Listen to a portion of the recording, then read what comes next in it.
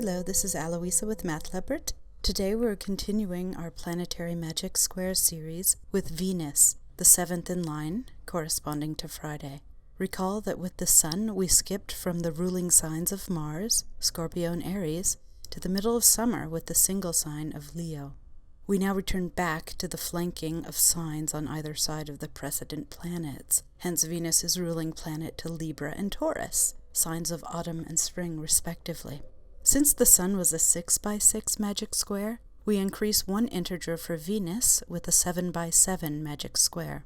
As 7 is odd, we proceed with the diamond method of construction we use for both Saturn and Mars. We once again fill in the counting numbers 1 through 49, beginning with the topmost diagonal 1 through 7, and proceeding downward with 8 through 14, 15 through 21, 21 through 28, 29 through 35, 36 through 42, and finally 43 through 49.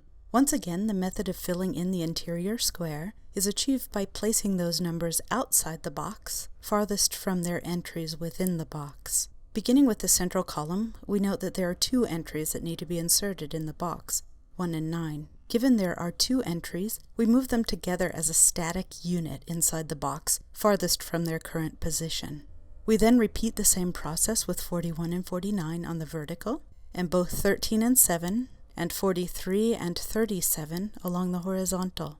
The remaining numbers are inserted in the box in the same manner as in prior squares. 6 and 14 move farthest left as possible, 36 and 44 move farthest right as possible, 8 and 2 move farthest down as they can go, whereas 48 and 42 move farthest up as possible.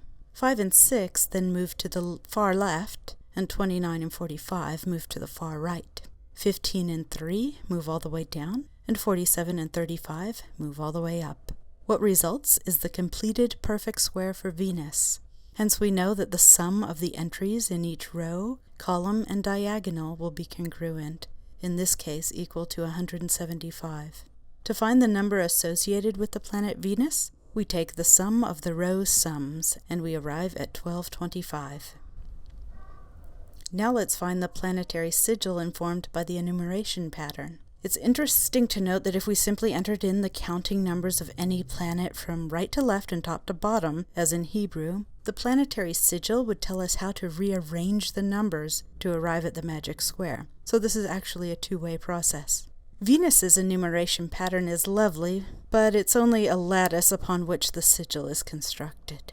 As opposed to my previous videos in which I was able to place the Hebrew numerals next to their Arabic counterparts, they would simply be too small in this case. So let's clear out the square and count from 1 through 7, Aleph through Zayin, 8 through 14, Chet through Yod Dalet, 15 through 21, Chet Vav through Kaf Aleph, 22 through 28, Kaf Bet through Kaf Chet, 29 through 35, Kaf Chet through Lamed Hey, 36 through 42, Lamed Vav through Mem Beit, 43 through 49, Mem Gimel through Mem Chet.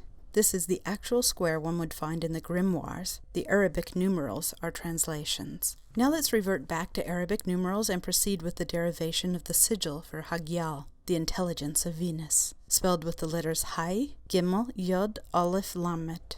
So in English reading direction, beginning with Lamed, whose value is 30, we use 3 in its place, to which we add Aleph, or 1, using 10 in its place. Note how we both truncate and add final zeros when needed for the construction of the sigil. Then add Yod, or 10, then back to 3 with Gimel, and finally over to 5 with Hey. This yields a sum of 49, the number of entries contained within the square.